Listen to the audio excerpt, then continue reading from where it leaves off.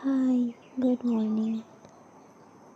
আমি ভোরবেলা উঠে কাজকাম করি। সকালে চান ধান করে আমার রান্না করতে হয় তো দেখো চান ধান করে রেডি হচ্ছি। এখন রান্না করব। রান্নাবেলা শেষ। রান্নাম ডাল, ডিমের ভুজিয়া, তিতা করলা ভাজি আর সাদা ভাত।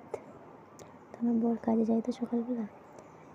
কাপড় ধুয়ে ছাদে গেলাম।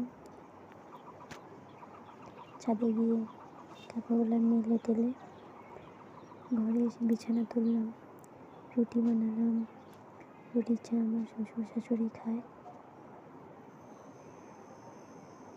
তো আজকে এই পর্যন্ত তোমাদের সাথে শেয়ার করলাম। আমি প্রথম ভয়েস ওভার করলাম, কিছু পারি না, কিছু ভুল হলে ক্ষমা করে দিও।